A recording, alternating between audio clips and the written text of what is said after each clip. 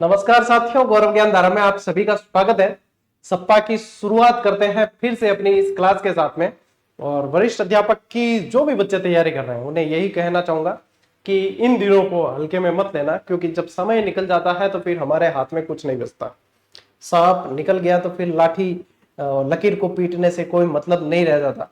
तो इसलिए समय रहते ही ये निर्णय कर लें आप कि क्या करना है, ठीक है। क्योंकि अब अभी तो लगेगा आप लोगों को कि अभी तो 3 महीने हैं, 4 महीने हैं, लेकिन जैसे जैसे ये समय निकलता जाएगा फिर भाई साहब लगेगा, फिर तो क्योंकि सभी जगेंगे, फिर लगेगा कि भाई साहब अब तो क्या किया जाए। अब तो सर कोई ऐसा शॉर्टकट बताओ जिससे जो है हम इतना सा पढ़े और हमारा सिलेक्शन हो जाए। बस भाई बाद में मैं भी कहा कि भाई मैथ जगह अभी टाइम थे जा गया क्यों नहीं है। तो जो नियमित पढ़ रहे हैं ना विद्यार्थी, वो अपने आप को ये समझ सकते हैं कि हम जो है आगे चल रहे हैं, बिल्कुल, क्योंकि यही चीज है। नियमित जो रहते हैं उनको लाभ मिलता है। चलिए, आज की जो क्लास है वो क्या है, प्रमुख मानव व्यवसाय अपन पढ़ रहे थे, जिसमें अपन ने प्राथमिक क्रियाएं पिछली क्लास में पढ़ी थी। उसमें से एक प्राथमिक क्रियाएं खनन से संबंधित बाकी थी। इसके बाद में द्वितीयक, तृतीयक और चतुर्थक पे आएंगे अपन आज। वैसे तो ये क्या है, सिर्फ समझने वाली क्लास है, इसमें रटने लायक कुछ भी नहीं है, या आप बहुत जोर लगा के याद करें ऐसा कुछ भी नहीं है। समझने वाली क्लास है, सुन लोगे मुझे तो भी ठीक है। मैं भी ज्यादा आज की क्लास में कुछ करने वाला नहीं हूं, मैं सिर्फ आप लोगों को एक्सप्लेन करने वाला हूं और जो चीजें लिखी हुई है वो पढ़ने वाला हूं, ठीक है। हाँ, तो वही चीज है, सुन लोगे तो क्या सुना हुआ याद रह जाता है, इसलिए तो शांति से इत्मीनान से सुन भी लोगे ना तो भी आप लोगों के काम आ जाएगा। इसके बाद में कल वाली क्लास इंपॉर्टेंट रहने वाली है, उसमें याद करवाने के तरीके भी मैं आप लोगों को काम में लेने वाला हूं, जो विश्व की जनसंख्या से रिलेटेड रहेगी। इसी का टॉपिक है वो, क्योंकि टॉपिक क्या है, प्रमुख मानव व्यवसाय और जनसंख्या का वितरण। तो जनसंख्या वितरण वाला कल पढ़ेंगे, आज प्रमुख मानव व्यवसाय की बची हुई क्लास को अपन कर लेते हैं। ठीक है टाबरो, चलो बढ़ा आगे। देखो इसमें प्राथमिक के अंदर अपने क्या बाकी रहा था, खनन बाकी रहा था। बाकी प्राथमिक के अंदर मैंने आप लोगों को कृषि वगैरह जो है वो लास्ट क्लास में, पशु चारण कृषि वगैरह लास्ट क्लास में करवा दिया था। तो ये भी प्राथमिक के अंदर ही आता है। खनन कार्य की लाभप्रदता को दो बातों पर निर्भर करती है, एक तो भौतिक और एक आर्थिक। भौतिक कारण क्या है, भौतिक कारक है कि खनिज निक्षेपों का आकार, श्रेणी और उपस्थिति की अवस्था। और आर्थिक क्या है, खनिजों की मांग, विद्यमान तकनीक, ज्ञान और उसका उपयोग, और संरचना के विकास के लिए उपलब्ध पूंजी, यातायात और श्रम पर होने वाला व्यय। आर्थिक यानी कि जिसमें अर्थ जुड़ा हो, भौतिक यानी कि उसकी फिजिकल क्या कंडीशन है वो है। सीधे सीधे लॉजिक लगाओ, सीधा सीधा दिमाग लगाओ, सीधा सीधा समझ जाओ। बस इसको यदि रटने बैठोगे नहीं, इसमें क्या रटोगे आप, एक एक शब्द रटने लायक कुछ है ही नहीं, समझने लायक चीजें। खनन की कितनी विधियां हैं, तो खनन की 2 विधियां हैं। एक तो है धरातलीय और दूसरी है विवृत खनन एवं भूमिगत खनन। एक तो यानी कि ज्यादा गहराई पे नहीं है खनिज, और एक है कि बहुत ज्यादा गहराई पे है। तो देखो, धरातल के नजदीक कम गहराई पर उपस्थित खनिजों का खनन किया जाता है तो धरातलीय या विवृत खनन विधि द्वारा किया जाता है। और धरातल के नीचे गहराई में उपस्थित यानी कि ये क्या है, ये यानी कि ज्यादा गहराई, वो तो है कम गहराई, और ज्यादा गहराई पर उपस्थित खनिजों के खनन हेतु प्रयुक्त विधि कौन सी है, भूमिगत अथवा कूप की खनन बोला जाता है इसे। कूप की का मतलब क्या है, यानी कि कुएं के जैसे। कूप, कूप किसे कहा जाता है, नल कूप अपा पड़ा ना, यानी कि कुएं की बातें जो है गहराई में जाना पड़ेगा तब जाकर जो है ये खनिज मिलते हैं। तो ये 2 प्रकार के हो गए, एक तो धरातली हो गए, एक कूप की हो गए, ठीक है। विशेष देखिए, आज विकसित अर्थव्यवस्था वाले देश उत्पादन के खनन, प्रसंस्करण एवं शोधन कार्य से पीछे हट रहे हैं, क्योंकि इनमें श्रम लागत अधिक आती है, जबकि विकासशील देशों में श्रम बहुतायत से उपलब्ध होता है। इसलिए अधिक आय के लिए विकासशील देश इस कार्य को प्राथमिकता दे रहे हैं। समझ रहे हो बात को, क्या विकसित देश है ना, उनके पास में क्या है, पैसा है, तो वो ऐसी मेहनत मजूरी वाले काम में ज्यादा दिमाग नहीं लगाते। और विकासशील देश जो होते हैं, जैसे कि हमारा भारत है, हमारे भारत के पास में भी क्या है, मतलब माथा गिने माथा तो बहुत ज्यादा है भारत रे पाड़े है, यानी कि लोग बहुत है, मजदूरी करवाओ तो खूब है, इतने ज्यादा लोग हैं। और बेरोजगारी का लेवल भी ये है कि कहीं पे जैसी भी खड्डा खोद रही है तो 50 लोग खड़े होके उसको देख लेंगे, अरे ओ हम क्या कर रही, हम क्या करें, जब किसका ध्यान है। तो इतनी ज्यादा बेरोजगारी है, तो विकासशील देश क्या करते हैं, इनको रोजगार मिले इसलिए इसको प्राथमिकता देते हैं कि किसी को रोजगार मिलेगा।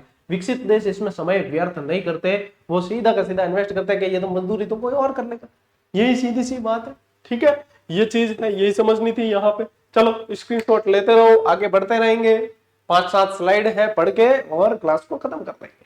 आ गई भैया द्वितीयक क्रियाएं, प्राथमिक हो गई पूरी। प्राथमिक का मतलब क्या है, यानी कि वहां से आप लोगों को क्या है, कच्चा माल मिलेगा। प्राथमिक, प्राथमिक से क्या मिलता है, कच्चा माल। किससे मिलता है, प्राथमिक से। यानी कि एक तरीके से क्या कह दोगे आप कि उत्पादक की भूमिका है। फिर उस कच्चे माल को व्यवस्थित करके काम में लेने योग्य बनाती है, वो क्रियाएं आती है द्वितीयक क्रियाओं के अंदर। समझते हैं इसको। द्वितीयक गतिविधियों की दो प्रमुख विशेषताएं हैं, इनसे प्राकृतिक संसाधनों का मूल्य बढ़ जाता है। एक तो देखो अयस्क मिला है? एक अयस्क मिला है, एक उसको परिष्कृत करके उसको जो है मतलब काम में लेने योग्य बना देते हैं, तो फिर उसकी वैल्यू बढ़ेगी। एक तो सोना ही मिल गया मान लीजिए, एक तो खनिज के रूप में मिला है, एक उसको व्यवस्थित जेवराती बनाने के लिए जो लागत लगी, जो उसमें काम किया, तो फिर वैल्यू बढ़ती है, सीधी सी बात है। तो ये कच्चे माल का रूप बदलकर उसे मूल्यवान बना देती है। द्वितीय क्रिया से संबंधित विनिर्माण प्रसंस्करण और निर्माण अवसंरचना से है। और विनिर्माण का शाब्दिक अर्थ क्या होता है, हाथ से बनाना। यानी कि उसको कुल मिला रही है कि एक तो कच्ची माटी है और बिन गढ़ ने मूर्ति बना दे, तो कच्ची माटी की इतनी रेट थोड़ी है, जबकि मूर्ति से बाजार में बेचने जाओ तो बढ़िया बेच दो। और भी यदि काम कर दो तो ऊपर कलर पेंटिंग वगैरह कर दो तो और भी, और नगी में जड़ दो तो फिर और भी खतरनाक। तो देखो जैसे ही उसके अंदर काम किया जाएगा वैसी ही उसकी कीमत आएगी, सीधी सी बात है। चलिए, विनिर्माण से तात्पर्य क्या है, किसी भी वस्तु का उत्पादन हाथ या यंत्रों दोनों से होता है। उत्पादन यानी कि उसको व्यवस्थित करना। मैंने आप लोगों को जो मूर्ति वाला उदाहरण दिया उसको याद रखना। उद्योग एक व्यापक नाम है और इसे विनिर्माण के पर्यायवाची के रूप में भी देखा जाता है। अच्छा, उद्योग जो होते हैं, उद्योगों में क्या होता है, उद्योगों के अंदर कच्चा माल आता है, ठीक है। कच्चा माल जो आता है वो उद्योगों में आएगा, फिर उद्योगों से यहाँ पे जो है परिष्कृत होकर पूरी तरीके से फिर वो जो है उसकी मूल्य में वृद्धि हो जाती है। उसके अंदर क्या हो जाती है, मूल्य में वृद्धि हो जाती है उस चीज की। कपास का ही देख लो आप, कपास आया है और सूती वस्त्र बन के निकला है, तो क्या हो रहा है, एक ये शर्ट पहन लिया अपन ने जैसे कॉटन का, कपास आया था, कपास तो नहीं पहन सकते डायरेक्ट है, तो कपास आया, सूती वस्त्र बना के निकाल दिया है, ऊन आई और ऊनी स्वेटर बना के निकाल दिए। तो यही चीजें हैं, उद्योग क्या काम करते हैं, विनिर्माण का ही काम कर रहे हैं। ठीक है, समझ गए होंगे आधुनिक बड़े पैमाने पर होने वाले विनिर्माण की क्या विशेषताएं। बड़े पैमाने पर आधुनिक कौशल का विशिष्टीकरण, उत्पादन की विधियां देखिए। बड़े पैमाने पर एक ही प्रकार के सामान का उत्पादन करना। यंत्रीकरण क्या है, किसी कार्य को पूर्ण करने के लिए मशीनों का उपयोग। यंत्र, यंत्र यानी मशीनें। जंतर मंत्र में क्या लगुड़ा है, यंत्र मंत्र है, वो तो है मशीनें हैं, गणनाएं हैं। अपर बोली से कौन तो आपा कर दिया जंतर मंत्र, ठीक है, वही है प्रौद्योगिकी नवाचार। ये विनिर्माण की गुणवत्ता को नियंत्रित करने, अपशिष्टों के निस्तारण और प्रदूषण के विरुद्ध संघर्ष करने का एक महत्वपूर्ण पहलू है। प्रौद्योगिकी क्या है, जिसके अंदर आ जाएगी साइंस, क्या आ जाएगी, इसके अंदर आ जाएगी विज्ञान और तकनीक। क्या आएगी इसके अंदर, विज्ञान और तकनीक, जिन चीजों में आ जाएगी तो प्रौद्योगिकी। अब देखो आप लोगों को पता है, जैसे गाड़ियां हैं डीजल की, तो डीजल की गाड़ियां क्या करती है, पॉल्यूशन करती है, ज्यादा पॉल्यूशन करती है पेट्रोल के मुकाबले, है ना। तो उसके अंदर क्या करते हैं, अब वो जो सिस्टम आ गया यूरिया वाला। अब आप हाईवे से निकलो तो आप लोगों को यूरिया के ड्रम और वहां पे कैबिन बने मिलेंगे कि यूरिया डालो। पहले मैं भी सोचता था जब जानकारी नहीं थी कि ये यूरिया वाले यहाँ क्यों बैठते हैं, क्या खेतों वाले ले जाते हैं, क्या करते हैं। फिर बाद में जब मैंने भी गाड़ी ली तो मेरे भी उसके अंदर जब तेल भरवाने जाते तो वहां पे दो नोजल दिखते हैं कि इसमें दोनों में क्या होगा, तो दोनों में से एक जो है वो DEF लेवल आता है, यानी कि यूरिया वाला होता है। तो उससे क्या होता है कि वो अब पॉल्यूशन गाड़ी कम करती है, ये चीज है। तो विज्ञान और तकनीक ने क्या किया, विज्ञान और तकनीक ने, यंत्रों ने क्या कर लिया है कि गुणवत्ता को नियंत्रित करने, प्रदूषण के विरुद्ध संघर्ष करने के लिए मतलब एक महत्वपूर्ण पहलू। समझ गए बात को। देखो जब उदाहरण अजिया करे नहीं तो समझ जाया करे, इतना मैसेज कौन कर रहा है 20 क्लास में।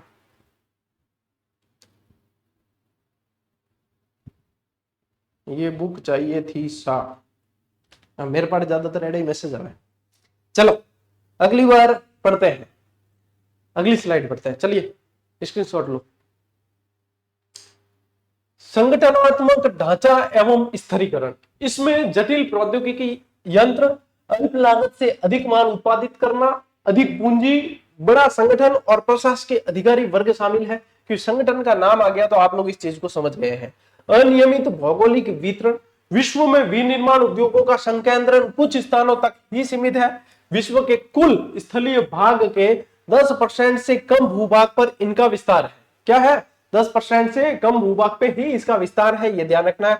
उद्योगों की अवस्थिति को प्रभावित करने वाले कारक, उद्योगों की अवस्थिति को प्रभावित करने वाले कारक में आगे कच्चे माल की आसान प्राप्ति, तैयार माल हेतु बाजार में उपलब्धता और सस्ते श्रम की आपूर्ति। अवस्थिति को प्रभावित कारक कौन कौन से हैं, ये ध्यान रखना है। तो कच्चा माल की आसान प्राप्ति होगी, मान लो कि चीनी उद्योग है, तो यदि गन्ना बिल्कुल पास से प्राप्त हो जाएगा तो ज्यादा मात्रा में और अच्छी गुणवत्ता वाली चीनी, गुड़ वगैरह बना सकते हैं।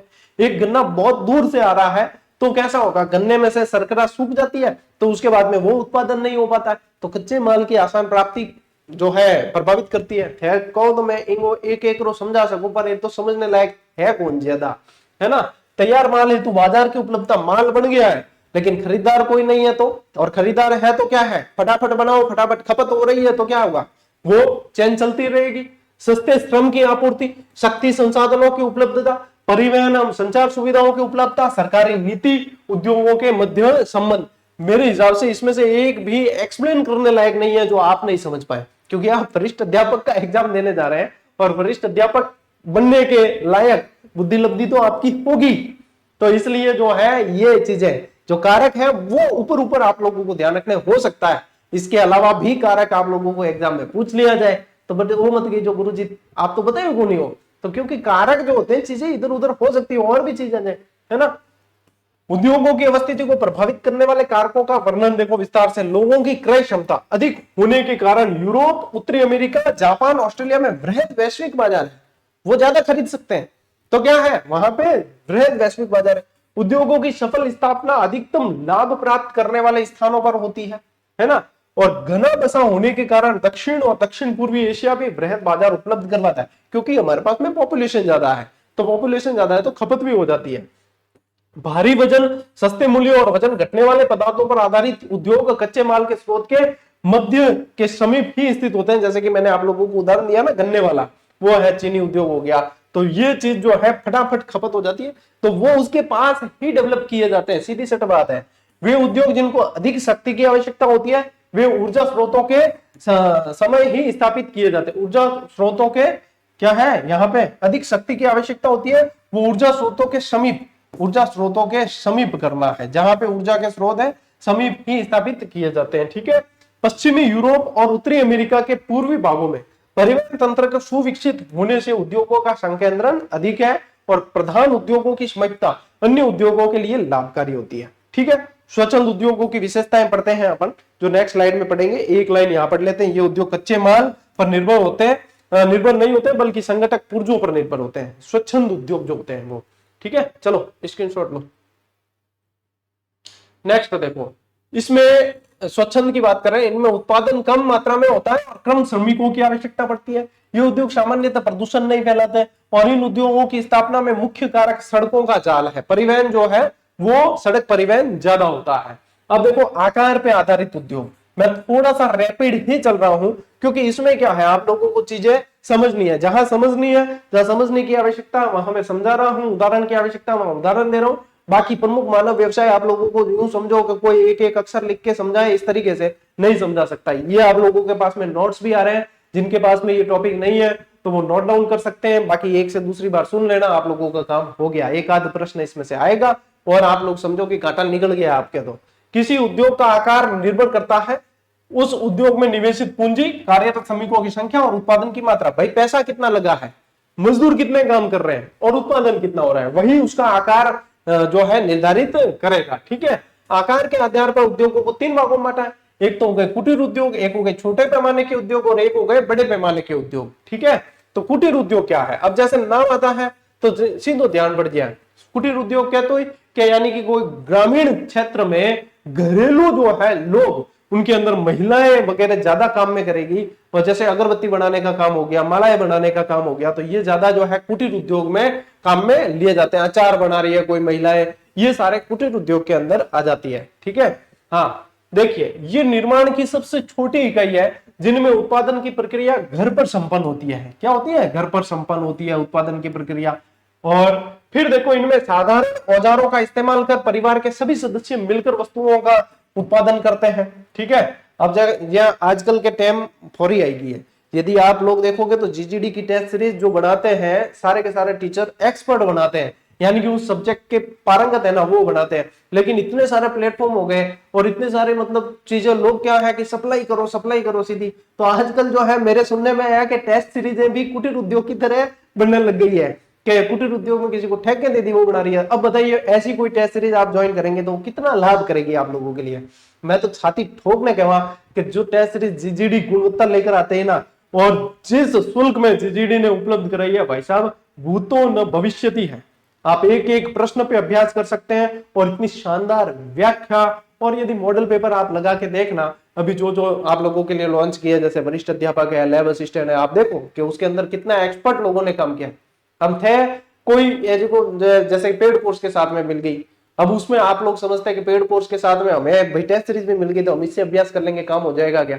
कभी सोच के देखना कि एक स्पेशल चीज आ रही है ना, स्पेसिफिक उस पर काम किया गया, और एक है किसी के साथ में कोई चीज मिल रही है, तो उन दोनों के अंदर कितना अंतर होगा यह आप खुद समझ सकते हो। और इसीलिए हम तो कहते हैं, लेकिन के टाबरा न्यू लग जाएगा गुरुजी खुद की मार्केटिंग कर रहे हैं। अरे गुरुजी को मार्केटिंग की जरूरत नहीं है। यदि मार्केटिंग की जरूरत होती तो हम अभी तक जो है हम कोर्स बेचने पे आते हैं ना, पेड कोर्स, तो 1 मिलियन का परिवार है अपने, और यदि सारे प्लेटफॉर्म मिलाएंगे तो लगभग 1.5 से 2 मिलियन जो व्यक्ति जुड़े हुए हैं। कोर्स बेचने में आते हैं, हम ऐसे ही बेच लेते हैं। हम टेस्ट सीरीज के 50-100 रुपए की मार्केटिंग में क्यों जोर लगाते हैं। और आज दिन तक रिकॉर्ड रहा है कि हमने कभी पेड मार्केटिंग तक नहीं की है। लोग कोचिंग वाला जी को है ना, टाबरा ने मैसेज भी भेज दिया करे टेक्स्ट मैसेज में कि ये हो रहा वो हो रहा, हम नहीं भेजते। आज दिन तक पेड मार्केटिंग नहीं की किसी से, किसी दूसरे के चैनल पे या कहीं पे भी आपको ये मतलब मार्केटिंग वगैरह नहीं देखने को मिलेगी। हमारा भैया ये है वसुदेव कुटुंबकम है, मैं भी भूखा न रहूं साधु न भूखा जाए, और जिसको गुणवत्ता पसंद है वो दौड़ा चला आए। सीधी सट बात है, प्यासा जो है कुएं के पास अपने आप आएगा। हम जो यूं बाजारवाद के इस चक्कर में ज्यादा पड़ते नहीं है, जितना है हम खुद बता देते हैं, खुद बता दा कि आ चीज है, कि पया देना पर कभी प्रचार आचार है करावा कौन। और लोग कई जने मांग लेते हैं, सर हमारे पास में 1000 टेलीग्राम ग्रुप है, हम आपके वहां मार्केटिंग करेंगे। फिर जब हमने मेहनत की है और उसको भी मार्केटिंग की ही आवश्यकता पड़े तो भाई क्या ही मेहनत की, फिर मेहनत की है तो अपने आप जो है आगे से आगे चीजें जाएगी, या फिर हम खुद बता देंगे है। पया दिन और मार्केटिंग करानी इनको मतलब क्या, कुटीर उद्योग में थोड़ी बढ़वाई है टेस्ट सीरीज है। चलो, इसमें दैनिक जीवन के उपयोग से संबंधित वस्तुओं का उत्पादन किया जाता है, और कुटीर उद्योग में शिल्पकार स्थानीय कच्चे माल का उपयोग करते हैं। इन उद्योगों में निर्मित माल का ये स्वयं उपभोग करते हैं या पास के बाजार में विक्रय करते हैं। इन उद्योगों में निर्मित वस्तुओं का व्यापारिक महत्व बहुत कम होता है, क्योंकि ये क्या है, घरेलू यूज की काम आती है ज्यादातर चीजें वापस। इन उद्योगों को पूंजी और परिवहन प्रभावित नहीं करते, जहां पे बनते हैं वहीं पे ज्यादातर खपत हो जाती है इनकी। कुटीर उद्योग में उत्पादित दैनिक जीवन से संबंधित प्रमुख वस्तुएं खाद्य पदार्थ, कपड़ा, बर्तन, औजार, चटाइयां, जूते, लघु मूर्तियां, फर्नीचर, सोने चांदी तांबे के आभूषण, कई आर्टिफिशियल मालाएं हो गई है ना, अगरबत्ती हो गए, अचार हो गए, ये सारी चीजें हैं। मुड्डियां आती है ना, मुड्डे बैठने के, ये मुड्डियां हैं, बांस की टोकरियां हैं, अपने जो ये परिंदे होते हैं मिट्टी के, ये हो गए, बर्ड हाउस हो गए, मतलब ये जो चीजें जो आसपास ही खपत हो जाती है वो चीजें इसके अंदर आती है। Is that clear? स्क्रीनशॉट लो। फिर देखो छोटे पैमाने के उद्योगों की विशेषताएं, ये यानी कि ये क्या आप लघु उद्योग कह सकते हो, ठीक है। इनमें स्थानीय कच्चे माल का उपयोग होता है, इनमें अर्ध कुशल श्रमिक शक्ति साधनों के चलने वाले यंत्रों का प्रयोग किया जाता है, इनमें रोजगार के अवसर अधिक होते हैं। भारत, चीन, इंडोनेशिया, ब्राजील जैसे देशों ने विशाल जनसंख्या को रोजगार उपलब्ध करवाने हेतु श्रम सघन छोटे पैमाने के उद्योग प्रारंभ किए, ठीक है। बड़े पैमाने के उद्योगों की विशेषता है, इन उद्योगों में विशाल बाजार होते हैं, विभिन्न प्रकार का कच्चा माल आता है, शक्ति के साधन होते हैं, कुशल श्रमिक होते हैं, विकसित प्रौद्योगिकी होती है, अधिक पूंजी की आवश्यकता होती है ना। बड़ा जैसा नाम है तो इन्वेस्टमेंट भी बड़ा होगा, कैपिटल ज्यादा लगेगी, उत्पादन भी ज्यादा होगा, पैसे वापस आएंगे भी ज्यादा, लगेंगे भी ज्यादा है, तो वो चीजें हैं, लोग भी ज्यादा जुड़ेंगे इससे। इन उद्योगों में अधिक मात्रा में उत्पादन किया जाता है। इन उद्योगों का विकास पिछले 200 वर्षों में हुआ है और इन उद्योगों की सर्वप्रथम स्थापना इंग्लैंड, संयुक्त राज्य अमेरिका के पूर्वी भाग और यूरोप में हुई। वर्तमान में ये विश्व के सभी भागों में विद्यमान है, ठीक है ब्रो। विश्व के प्रमुख औद्योगिक प्रदेशों को निर्माण के आधार पर 2 समूहों में बांटा जा सकता है। देखो मैं स्पीड से जरूर चल रहा हूं, लेकिन मैं जहां समझाने की चीज है ना उसको पूरा समझा रहा हूं। नहीं, ये बोर मारने वाला टॉपिक है इसमें तो यदि मतलब क्या है, टीचर बढ़ा रहे और छोरा बगैया ठोकर ला गया, लेकिन अपन कोशिश करते हैं कि भाई थान बगैया कौन आवे, क्योंकि थे इंटरेस्ट ले पढ़ो नहीं तो मन पढ़ा ना मजा आए। तो देखो परंपरागत वृहद औद्योगिक उद्योग ये कुछ अधिक विकसित देशों में होते हैं, और उच्च प्रौद्योगिकी वाले वृहद उद्योग इनका विस्तार कम विकसित देशों में हुआ है। ठीक है, कम विकसित देशों में हुआ है। ठीक है, कच्चे माल, देखो कच्चे माल पर आधारित उद्योग का क्या है विशेषता। कच्चे माल पर आधारित उद्योगों का वर्गीकरण, जैसे कि कृषि, कृषि में क्या है, कच्चा माल आएगा सारा कृषि आधारित हो गए, खनिज आधारित हो गए, रसायन आधारित, वन आधारित और पशु आधारित उद्योग हो गए, वो सारे कच्चे माल पे इनकी डिपेंडेंसी होती है। कृषि आधारित उद्योग में देखो, इन उद्योगों में कच्चे माल के रूप में खेतों से प्राप्त उत्पाद का इस्तेमाल किया जाता है। कृषि आधारित है तो खेतों लागी है, खेतों लागी। एक बार कोई नेताजी की किसान को कि भाई आपके जो है, आप खेती करते हो तो आपके जो पैर वगैरह के गंदे हो जाते हैं, मैं काम करूंगा आपके खेतों में टाइल्स लगवा दूंगा जब भी मैं नेता बनूंगा। तो किसान कह भाई साहब हम दुआ करते कि आप कभी नेता बनो ही नहीं, ठीक है, आप कभी बनो ही नहीं। लो स्क्रीनशॉट।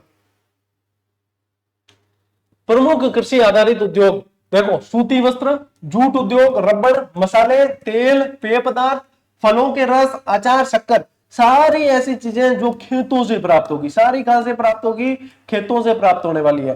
भोजन प्रसंस्करण के उदाहरण, मलाई का उत्पादन, डिब्बा खाद्य, डिब्बा खाद्य यानी कि टेट्रा पैक होते हैं ना, जो जैसे कि दूध के भी पैकेट आ गए, घी के पैकेट आ गए, टेट्रा पैक चीजें।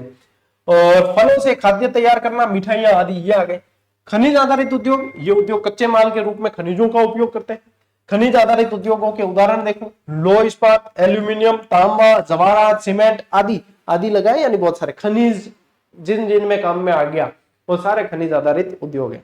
अंधे कह दोगे गुरु जी सीमेंट आएगी नहीं आएगी, तो भैया सारी चीजें खनिज आधारित जितने तो वो सारी आएगी। सीमेंट उद्योग तो लिखा हुआ भी है। रसायन आधारित उद्योग, इन उद्योगों में प्राकृतिक रूप से पाए जाने वाले रासायनिक खनिजों का उपयोग होता है केमिकल का। प्रमुख रसायन उद्योग में देखो, पेट्रो रसायन उद्योग, नमक उद्योग, गंधक उद्योग, पोटास, कृत्रिम रेशे बनाना, प्लास्टिक निर्माण करना, ये सारे जो है रसायन आधारित हो गए। वनों पर आधारित, इन उद्योगों में वनों से प्राप्त उपज को कच्चे माल के रूप में काम में लिया जाता है। जैसे फर्नीचर बना दिए, कागज बना दिए, लाख बना दिए, लाख उद्योग हो गए। लेसिफर लखा नाम का एक कीड़ा आता है, उसकी लार से जो है लाख बनाई जाती है। लाख की चूड़ियां जो है अपने जयपुर की प्रसिद्ध है, वही लाख है। ठीक है, चलिए स्क्रीनशॉट लो। नेक्स्ट देखो, पशु आधारित, इन उद्योगों में चमड़ा और ऊन पशुओं से मुख्य प्राप्त होने वाला कच्चा माल है। बस प्रमुख पशु आधारित उद्योग, चमड़ा उद्योग, ऊनी वस्त्र उद्योग, हाथी दांत उद्योग। हालांकि इस पे रोक लगी हुई है। हाथी दांत उद्योग में क्या हो गया कि तस्करी ज्यादा होने लगी, हाथियों को मारने लगे। यहाँ तो हाथी कहेगा उनके पैसा मेरे यो दांत है नहीं, एक कांटर ले लो, थान चूड़िया बनी क्या लागी। हाथी दांत उद्योग में मतलब कि कोई हाथी मर गया, प्राकृतिक मौत, ठीक है, तो मर गया है तो फिर उसके दांत को जो है काम में लिया जा सकता है। ये तो होता है मतलब व्यवस्थित तरीका। अब लोगों में क्या हो गया, तस्करी करने लगे। तस्करी करने के लिए कोई हाथी कोई ऐसे तो दांत कटवाएगा नहीं, क्या भाई साहब आ जाओ मेरे दो दांत है, एक काट ले जाओ, और आपने एक को पेट नहीं भरे दूसरो काट ले जाओ, ये तो हाथी कहवा नहीं। कोई काटने जाएगा हाथी दे पछाड़ के मार देगा, तो क्या करते कि हाथी को मारते। और ये तस्करी के कारण जो है कई हजारों हाथियों को मारा गया।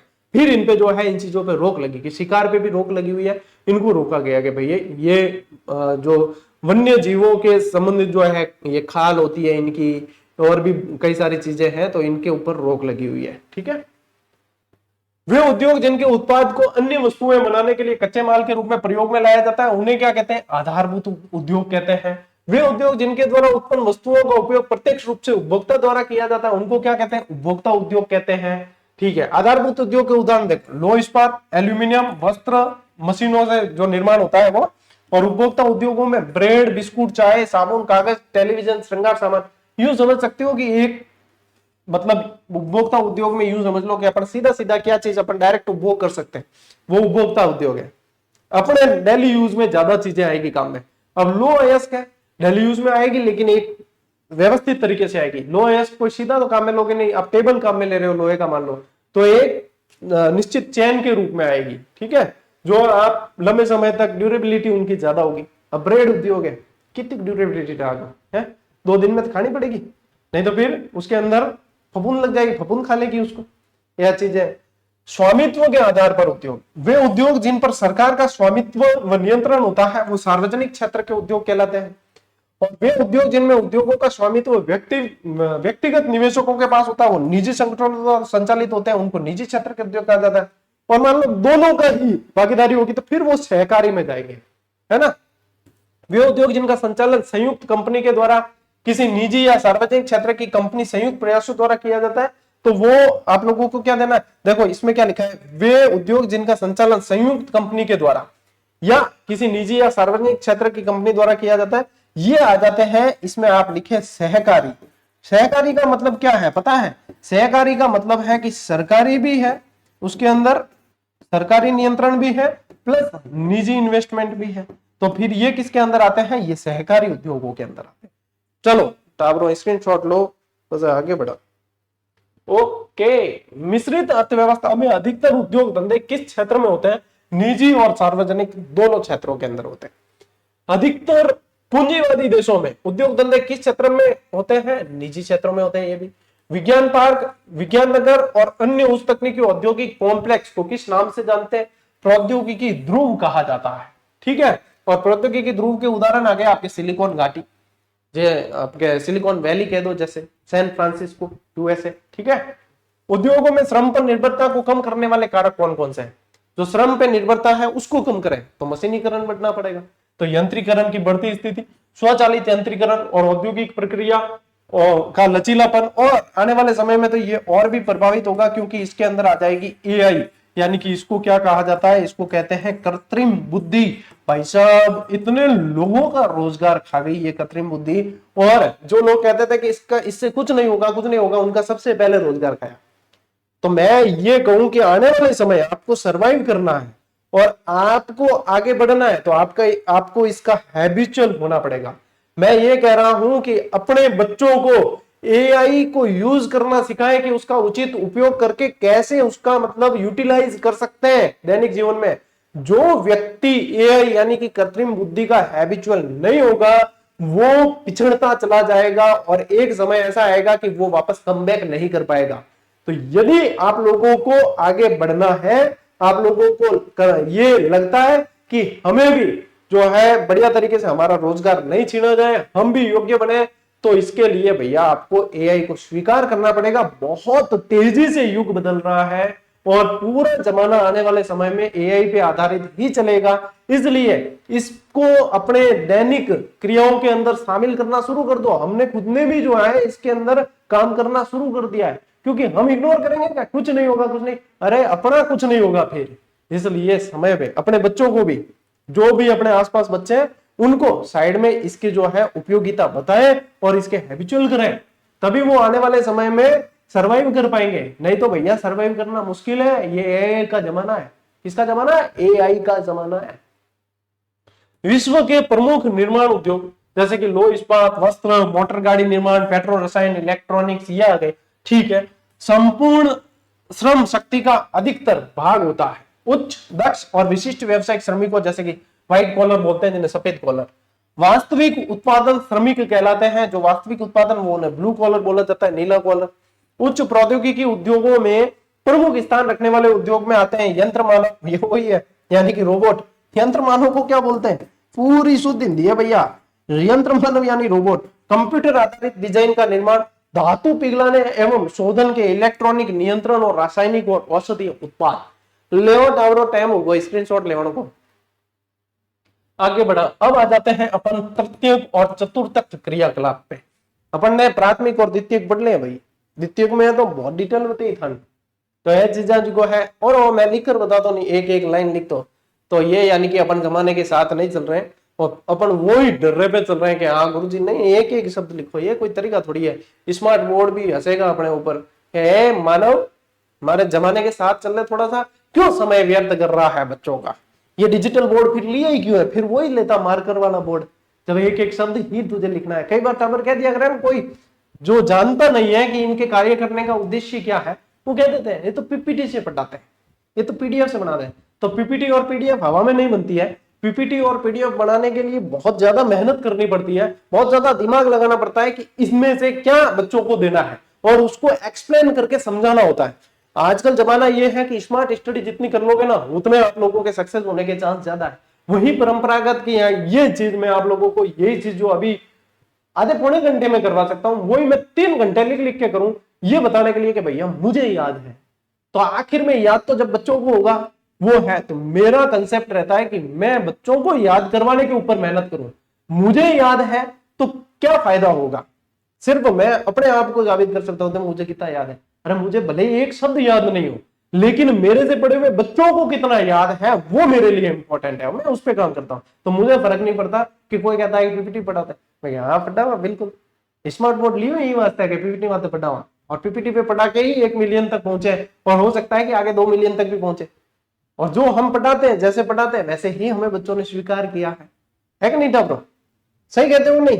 चलिए देखो, सभी प्रकार की सेवाएं विशिष्ट कलाएं होती है जो भुगतान के बदले प्राप्त की जाती है। प्रत्येक क्रियाकलाप जो है वो आप लोगों को ध्यान रखना सेवा क्षेत्र से संबंधित है, यानी कि सर्विस, एक तरीके से नौकरी कह सकते हो। सेवा क्षेत्र का एक महत्वपूर्ण कारक जनशक्ति है, क्योंकि अधिकांश क्रियाकलापों का निष्पादन कुशल श्रमिक, व्यवसायिक दृष्टि से प्रशिक्षित विशेषज्ञों और परामर्शदाताओं द्वारा किया जाता है। समझ रहे हो? इतनी कोई क्लिष्ट लैंग्वेज नहीं है। विकसित अर्थव्यवस्था में द्वितीय क्षेत्र की बजाय तृतीयक क्षेत्र में अधिक श्रमिक रोजगार पाते हैं। द्वितीय की बजाय तृतीयक में अधिक श्रमिक रोजगार पाते हैं। जहां पे विकसित अर्थव्यवस्था है वहां पे तृतीयक क्रियाकलापों में उत्पादन और विनिमय दोनों शामिल होते हैं, और विनिमय के अंतर्गत व्यापार, परिवहन, संचार सुविधाएं शामिल होती है। हर एक चीज को डिस्क्राइब किया गया कि जब मान लीजिए इसमें विनिमय आया तो विनिमय के अंदर क्या है? विनिमय के अंदर व्यापार है, परिवहन है, संचार सुविधाएं है। सेवा क्षेत्र के कुछ उदाहरण क्या, मान लो कि सेवा क्षेत्र में पूछे तो बिजली मिस्त्री है, लाइट का मिस्त्री है, कारीगर है, वो क्या करेगा? वो आके सर्विस ही तो देगा। आपके पंखा खराब हो गया, अब इसमें अब उत्पाद मान लीजिए कहीं से भी आपने लाया प्रोडक्ट, लेकिन अब इसको लगाना है, इंस्टॉल करना है, इसको जो है सेवाएं देना है, इसने बंद कर दिया, तो इसकी सेवाएं वापस सुचारू करनी है, तो फिर किसको बुलाएंगे? मिस्त्री को। वो आके क्या करेगा? सेवाएं देगा। तकनीशियन, टेक्नीशियन हो गए, धोबी है, दुकानदार है, चालक है, अध्यापक है, टाबरो तृतीयक में हवा, ठीक है, डॉक्टर है, वकील है, प्रकाशक है, नलसाज है। अच्छा नलसाज बिल्कुल देशी इंग्लिश, मतलब शुद्ध हिंदी काम में लिया। इन्हें कह दिया करें इंग्लिश में प्लम्बर, ठीक है, तो इंग्लिश मीडियम वाले हैं वो गए नलसाज क्या है गुरु जी? अरे भाई इसको कहा जाता है प्लम्बर। ये क्या है? ये आ गया आप लोगों के यहाँ पे बिजली का मिस्त्री लिखा है ना, तो ये इलेक्ट्रिशियन है। ये क्या है? इलेक्ट्रिशियन। ये तकनीशियन लिखा है, ये टेक्नीशियन है? इतना अंग्रेज को नहीं है क्या? समझ जाओ, क्योंकि मैं भी मन तो इंग्लिश बिल्कुल बहुत कम आवे, बहुत कम इंग्लिश आवे, और मतलब कोई बोलने रही तो अपार जरूरत पड़ेगी कौन, क्योंकि भावना ये समझ जाए, और ज्यादा मारवाड़ी समझ जाए तो अपार इंग्लिश काम पड़े कौन। पर ये ध्यान रखो सारी चीजें हिंदी में भी आनी जरूरी है। ले स्क्रीनशॉट देखो। व्यापार और वाणिज्य में क्या है?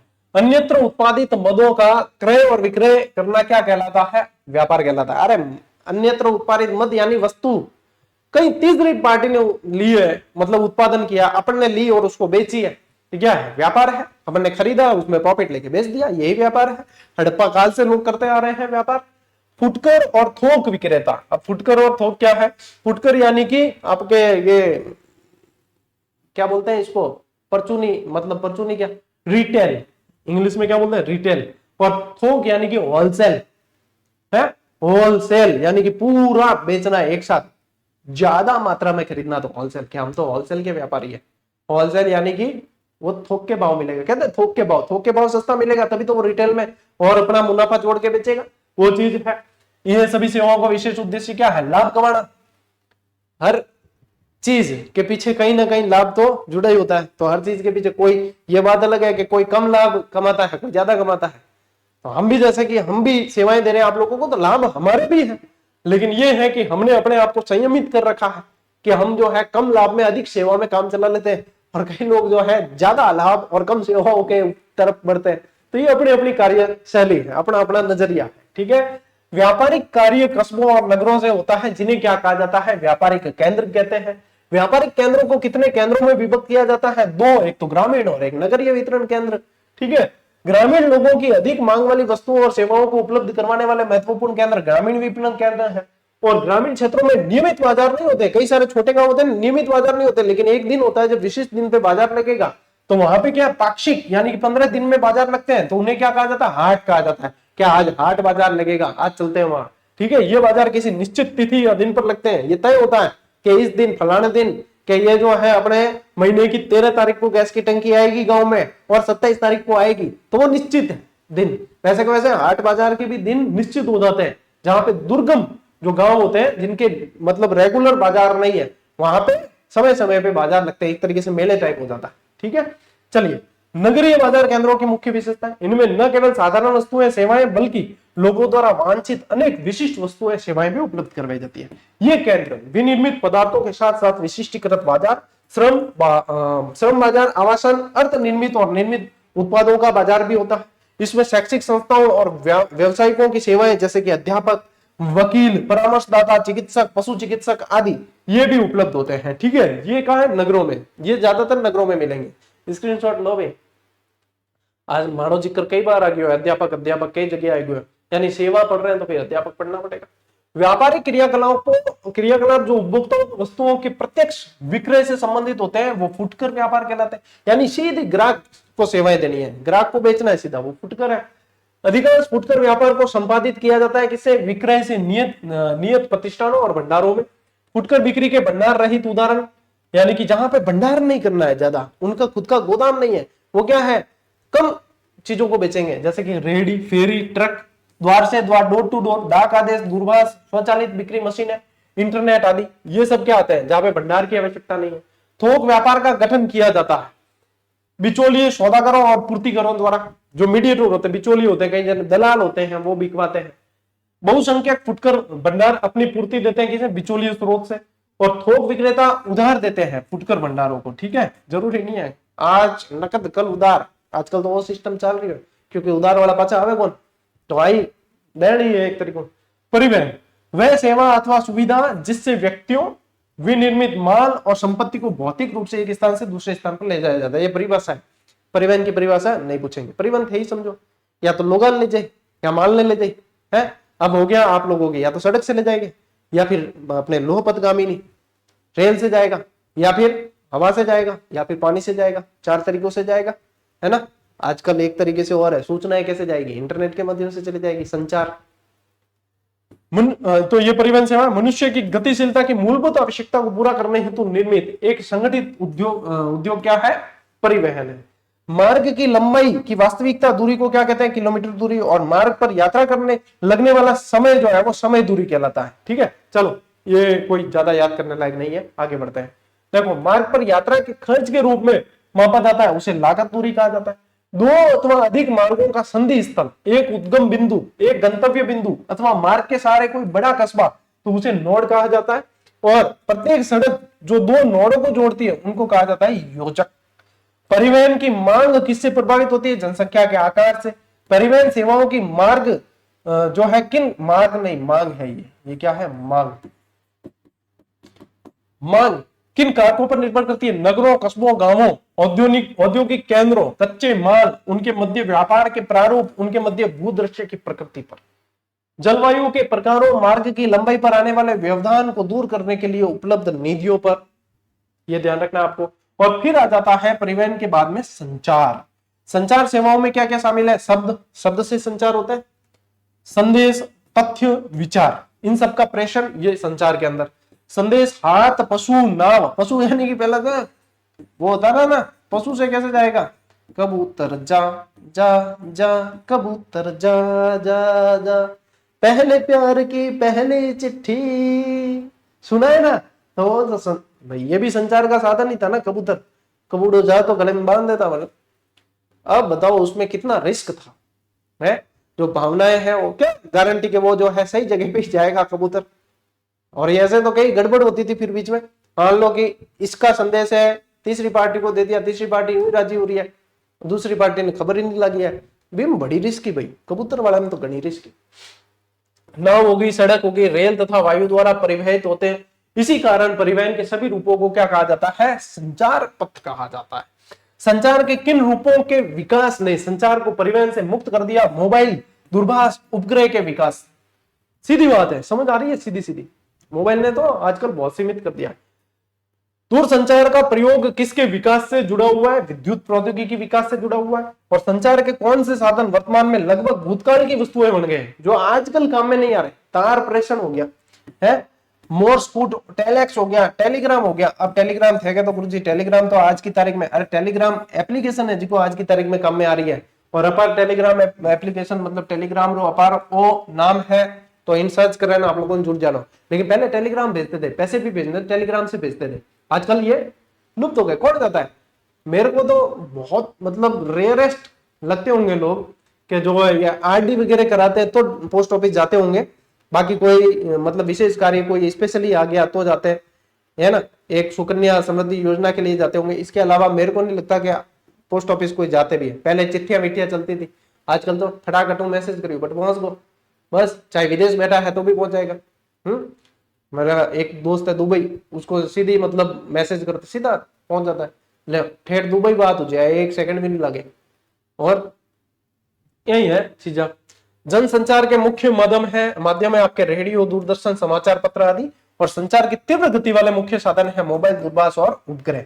वैश्विक संचार तंत्र के में वास्तव में क्रांति लाया इंटरनेट, और ये इंटरनेट है इसीलिए आप मुझे जान पा रहे हो और मैं आप लोगों को ये सेवाएं दे पा रहा हूं। बाकी आप लोगों को पता है कि अपने जैसे 1 मिलियन बच्चे जुड़े हुए हैं पढ़ने वाले, उनमें से यदि अपन निकाले तो 0.0001% ही मुझे भौतिक रूप से मिले होंगे, जो यहाँ आसपास मतलब कभी मिले हैं। लेकिन अटैचमेंट कितना है कि हाँ ये हमारे गुरुजी है। कभी कोई खिलाफ बोल दे तो उसके खिलाफ मोर्चा खोल देते हैं, अरे हमारे गुरुजी के खिलाफ कुछ नहीं बोल सकते, पहले उनके जैसे करके बताओ, पहले इतना पढ़ा के बताओ, पहले उनके जैसे सेवाएं देके बताओ, उसके बाद में बोलना।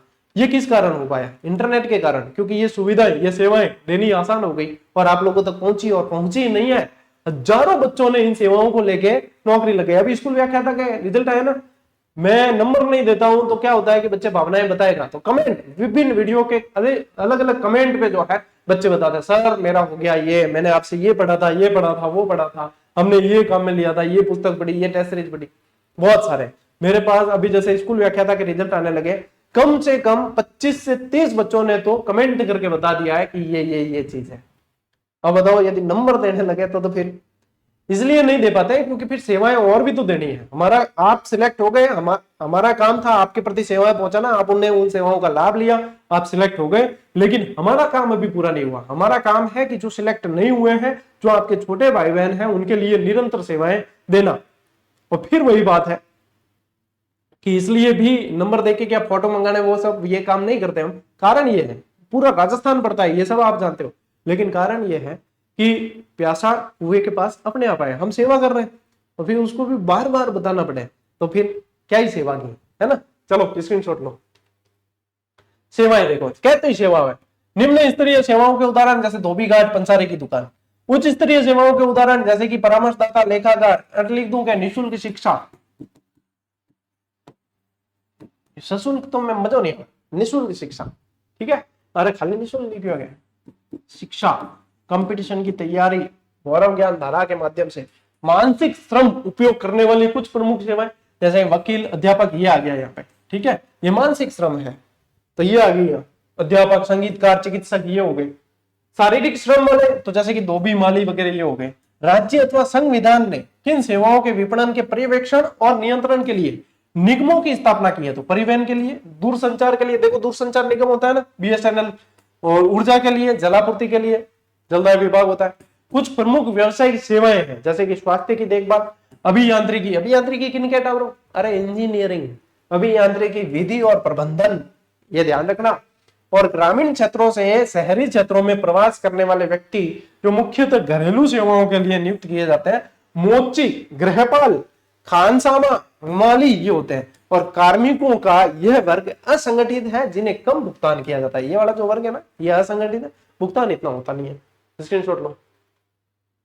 तथ्य क्रियाकलापों में संलग्न लोग देखो, सेवा क्षेत्र के में रोजगार की प्रवृत्ति बढ़ रही है। विकसित देशों में कर्मियों का अधिकतर भाग इन सेवाओं से लगा। संयुक्त राज्य अमेरिका में 75% से अधिक कर्मी सेवा में संलग्न है, वो उत्पादक वगैरह ज्यादा नहीं है, सर्विस पे ज्यादा है।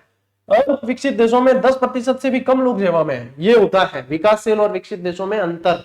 नेक्स्ट आओ, पर्यटन। पर्यटन से क्या अभिप्राय सब जानते हैं। यह एक यात्रा है जो व्यापार की अपेक्षा आमोद प्रमोद के उद्योगों उद्देश्यों से की जाती है। पर्यटन घूमने आएंगे लोग, है आमोद प्रमोद मजा करना, मौज मस्ती वास्ते जाना। बिम के मतलब लाभ नहीं है मैं बटे बयान बातचीत खरीदन लावा पचाट बेचा वो कहीं है। घूमन आएगा फोटो लगावा स्टेटस और दखला जो नहीं गई नहीं बिम घर में लड़ाइयां करावा। मेन उद्देश्य वही है पर्यटन को। विश्व का सबसे बड़ा प्रत्येक क्रियाकलाप क्या है? पर्यटन है। विश्व के सकल घरेलू उत्पाद का 40% उत्पादित करता है पर्यटन। और पर्यटन किन उद्योगों को पोषित करता है? अवसंरचना उद्योग, फुटकर व्यापार, शिल्प उद्योग। अब क्या होता है, उद्देश्य से नहीं जाते हैं कि चीजें खरीदनी है, लेकिन चीजें पसंद आ जाती है और खरीद के आते हैं। कोई चीज के होंगे भाई साहब कंजूस एकदम मक्खी चूस जो कहीं घूमने गए और कोई चीज नहीं लेके आए, है ना। बाकी तो भाई साहब 99% लोग तो कुछ न कुछ तो खरीद के आती है। कोई अगर कोई घूमने जा रहा है और कोई खरीद के चीज शॉपिंग मतलब ज्यादा नहीं कह रहा मैं, 2-4 चीज भी नहीं लेके आ रहा है तो एडो कंजूस मक्खी चूस गई हुई क्यों? जानो ही नहीं चीजें, घर ही बैठा बढ़िया बड़ा है, गले घर ही बैठा भला। चलो स्क्रीनशॉट लो। देखो विश्व के लोकप्रिय पर्यटक और गंतव्य स्थल कौन से? भूमध्य सागर तट के चारों ओर कोष्ण स्थान और आपके भारत का पश्चिमी तट, मनोहरी दृश्य भूमिया, शीतकालीन खेल प्रदेश आदि। पर्यटन मतलब घूमने जगह तो मैं था बता दो रहा हूँ, मैं जाबो करूँ शौकीन आदमी है ना, तो बट तो थाने मतलब बट जान भी मैं एक मिनट रे माध्यमों सारी पढ़े रिलेटेड चीजें भी बता दिया करा और बता दिया करा क्या घूमो फिरो मौज करो संदेश भी दा। पर्यटन को प्रभावित करने वाले कारक मांग और परिवहन है। पर्यटन को आकर्षित करने वाले प्रमुख कारण जलवायु, भूदर्शीय, इतिहास व कला, संस्कृति और अर्थव्यवस्था।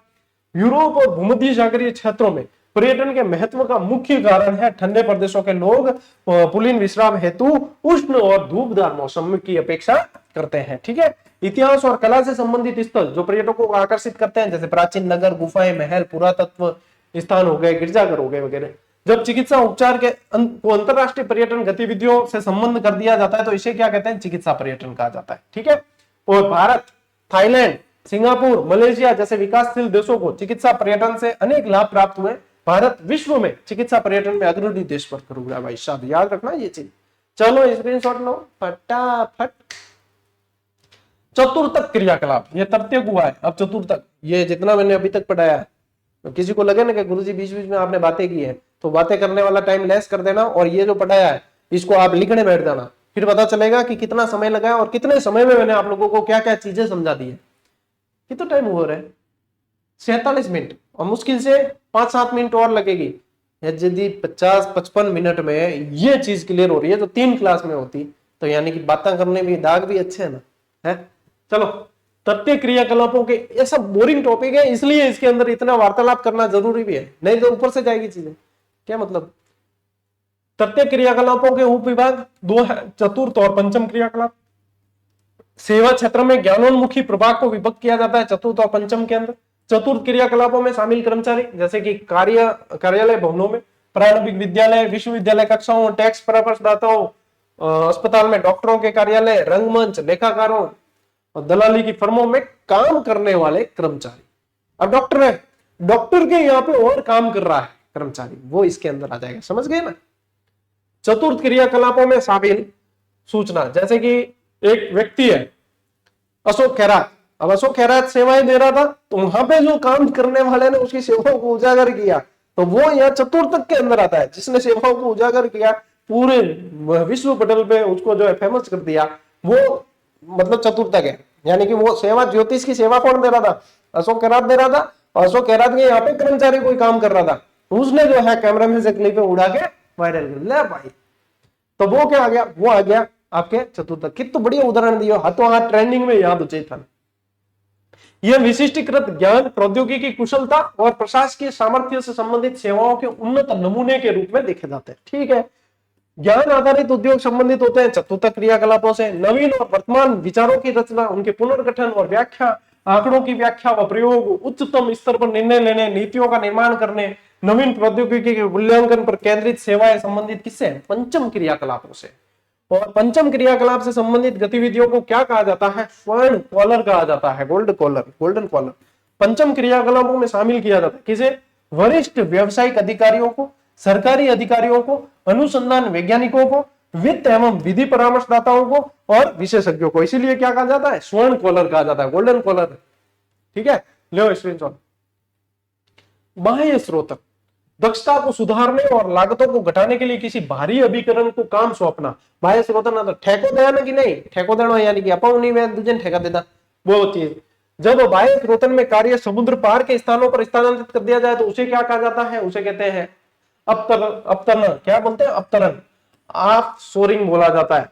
वे क्रियाकलाप जिनमें बाह्य स्रोतन किया जाता है सूचना प्रौद्योगिकी, मानव संसाधन, ग्राहक सहायता और कॉल सेंटर, जो आप लोगों को बार बार परेशान करते हैं भाई साहब कॉल मत काटना, आप लोगों के लिए विशेष सुविधा दी जा रही है। ये फलानिया लोन जो है इतना सस्ता हो गया, ढिकनिया लोन, बिना पेपर सुविधा के, बिना पेपर वर्क के आपको लोन दिया जा रहा है। अरे क्यों दे रहे भाई, जो चप्पल घिसता आवे ना लोन जिन वास्तव में चीजें बिन तो थे दो गन, और जिन नहीं चीजें बिन भाई साहब इतो रांधे है, दिन में 10-10 कॉल कर दे है ए देखो नहीं ए इम आया करे बाह्य स्रोतन में अन ठेको दे दिया करे, अन के लिस्ट कार्ड ठेको दे दे के इन कॉल करा कि भाई 100 कॉल करो उसमें से एक भी फंसेगा तो अपना काम निकल गया। ये टारगेट होता है, इनको टारगेट बेस दिया जाता है।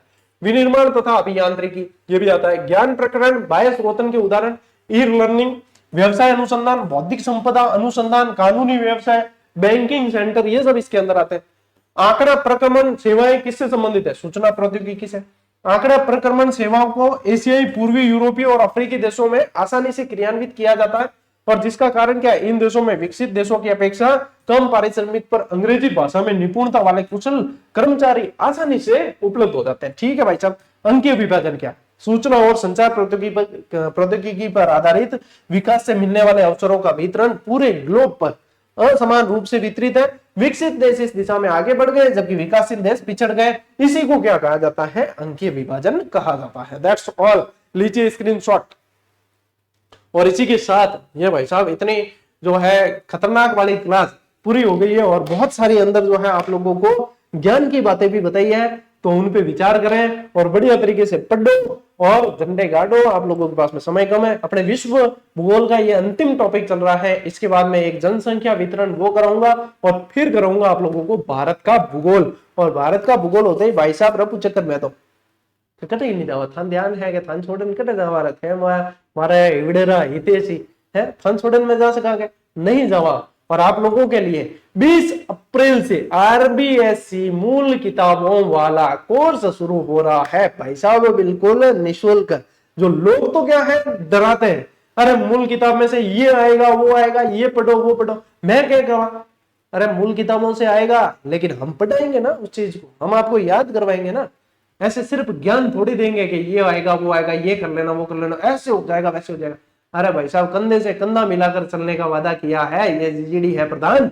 यहाँ पे जो है कंधे से कंधा मिला के बच्चों के साथ में लड़ा जाता है, उनकी लड़ाई लड़ी जाती है, उनको लक्ष्य तक पहुंचाया जाता है। इसलिए सब्सक्राइब नहीं किया तो भाई साहब कर लो है। चलो आज की इस क्लास में साथियों इतना ही। अब मिलते हैं अपन अगली क्लास में अगले सेशन में, तब तक के लिए राम राम, जय हिंद।